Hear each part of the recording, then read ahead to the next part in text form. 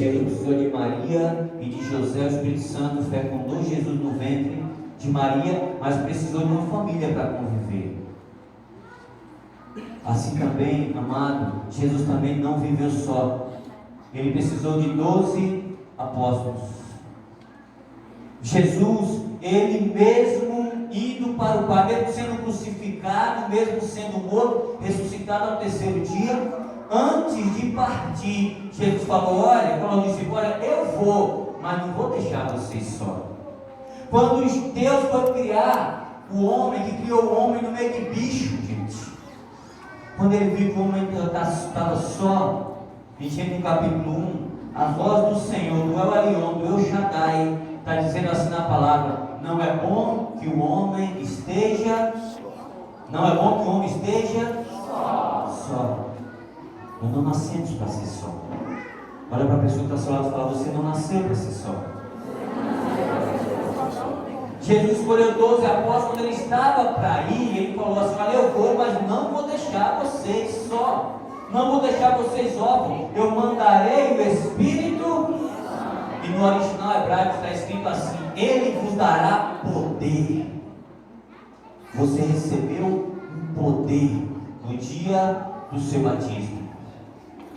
A igreja, ela faz questão de perpetuar isso que Jesus disse: vocês não vão viver só, porque além da tua família, além do teu pai, além da tua mãe, você tem uma sucessão apostólica. Aquilo que Jesus começou, ele deixou sucessores.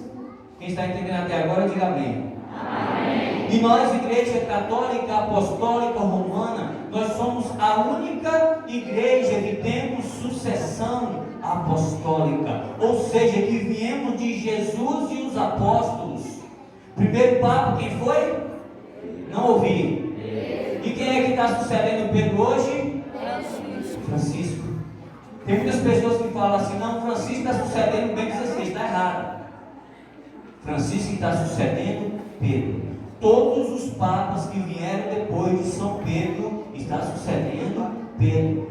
Por mais que muitos homens aí que se intitulam santos e deuses, que saem por aí fundando igreja, que colocam o nome de apóstolo, igreja apostólica, apóstolo Valdemiro, Santiago, não são. Olha para a pessoa da sua lado e fala: não são. Amados, a única igreja que existe uma sucessão apostólica é a Igreja Católica Apostólica Romana, que veio do latim caboares, que quer dizer universal. Tem muita gente, nossos irmãos afastados, que tudo deles é a Bíblia. Me mostra onde é que está na Bíblia. É assim, sim ou não? Onde é que tem a palavra católico na Bíblia? Católico é do latim caboares, que quer dizer universal. Quando Jesus soprou sobre o discípulo: receba o Espírito Santo, ide e pregai o Evangelho a toda a criatura. Não falou pregar o Evangelho só aos ricos, só aos pobres, só aos pretos, só aos brancos, não. A toda a criatura. A palavra católico vem do latim caboares, quer dizer universal, essa toda a criatura. Se você for prestar atenção, a Igreja Católica é a única igreja chamada universal. Por quê? Olha para a pessoa que está ao seu lado e fala: por quê? Mas pergunta com Vicente e fala: por quê? Isso, faz caras e bocas, né? Por quê? Quando Jesus dá uma ordem: ide, pregar o Evangelho a toda. Jesus está falando: não pode ficar ninguém sem o anúncio do Evangelho. E quando a Igreja Católica, pelo latim caboares, é chamada de a universal, toda cidade, se não todo bairro, toda zona rural, há uma capela da Igreja Católica. Tem cidade que não tem aquela igreja fundada por homens, tem zona rural que não tem aquela igreja fundada por homens, tem bairro que não tem aquela outra igreja fundada por homens, mas quase todos os bairros de uma cidade, toda zona rural, toda cidade tem a Igreja Católica Apostólica Romana, que existe uma sucessão apostólica que está sob uma ordem, e de pregar o Evangelho a toda criatura, que ninguém fique de fora, e ninguém fica de fora da pregação da Igreja Católica Apostólica Romana. Era para a pessoa que está falando e falar, você está entendendo até agora o que o Barbudo está falando? Se você for perceber na Santa Missa, quando o padre eleva o cálice, que ele pega a partícula grande da Eucaristia, ele parte ela no meio, sim ou não? Sim. Quem já viu isso? Levanta a mão. Você já percebeu que ele tira a pontinha de uma banda da partícula e joga dentro do cálice? Quem já percebeu isso? O que significa isso? E agora? E agora? Pergunta uma pessoa que está ao seu lado, você sabe o que significa isso? Ela falou que não. Fala para ela, você dá um cartório de BGE em primeira classe. Aquele pedacinho de uma banda da partícula grande que o padre tira, joga dentro do cálice antes de elevar, aquilo ali significa a unidade da igreja. A unidade da igreja é que naquele momento que o padre está celebrando a mesma liturgia, o mesmo evangelho, a mesma leitura, o mesmo salmo, as mesmas palavras está sendo dita no mundo inteiro. A mesma missa que celebra aqui 8 horas da manhã, 8 horas da noite, não sei se são exemplo, não sei que hora é a missa aqui. Se estiver sendo celebrado lá no Japão, vai estar celebrando a mesma coisa. O mundo inteiro adora Jesus sacramentado na quinta-feira, sim ou não? Sim. Nós adoramos com a unidade de toda a igreja, nós celebramos o santo sacrifício com a unidade do mundo inteiro. A unidade do mundo inteiro. É por isso que o apóstolo Paulo vai falar em 1 Coríntios 12, um só povo, uma só igreja, um só batismo, um só Senhor, um só corpo. Porque não existe duas igrejas, é uma só. É por isso que a palavra que está em apreço diante de nós fala que os discípulos, logo depois que Jesus se entregou, porque ninguém mata Deus, ninguém tem o poder de matar Deus. Aquele povo matou Jesus, ninguém mata Jesus. Ele vai dizer em João capítulo 10, eu dou a minha vida e a retomo a hora que eu quero. Então quando Jesus se entregou, que ele mandou que se reunisse os discípulos e Maria Santíssima e algumas mulheres no cenáculo, ele iria enviar a maior promessa de Deus para nós. Qual a maior promessa de Deus para nós? Qual? O Espírito Santo. É por isso que eu sempre falo, quando você estiver orando, tiver que pedir alguma coisa a Deus, peça o Espírito Santo. Deus ele não tem carro para te dar. Deus ele não tem dinheiro para te dar. Primeiro, Colossenses capítulo 3, versículo 1. Ressuscitados em Cristo, buscar as coisas do Deus é da terra. Deus é de onde? Ele só vai poder te dar coisa do céu. Foi aquilo que ele disse, a maior promessa para a igreja não foi os milagres, a maior promessa para a igreja não foi ver um cego enxergar, um mudo falar, um defunto levantar. A maior promessa de Deus para a igreja foi o Espírito Santo. E quando ele derramou o Espírito Santo sobre a igreja, quando Jesus disse, você não vai ficar órfão, porque eu enviarei o Espírito Santo, a partir da hora que Jesus ressuscitou e voltou ao Pai, que em Pentecostes, Atos no capítulo 2, vai dizer que o Espírito Santo veio como língua de fogo, como um vento impetuoso, e ali desceu sobre aqueles homens, sobre aquelas mulheres, sobre Maria Santíssima, e ali começa uma nova história. Não é mais o Pai lá do Antigo Testamento, não é mais o Filho do Novo Testamento, mas sim agora quem caminha com a igreja é o Espírito Santo que dá toda essa unidade à família, que dá essa unidade à igreja. Sem o Espírito Santo não existe unidade. Vai dizer o salmista que a unidade é como óleo correndo nas barbas de Arão. Eu sou um homem barbudo, se eu despejar um óleo na minha cabeça, vai descer sobre a minha face, vai ficar na minha barba, mas aqui no meu queijo vai descer só um único fio, sim ou não?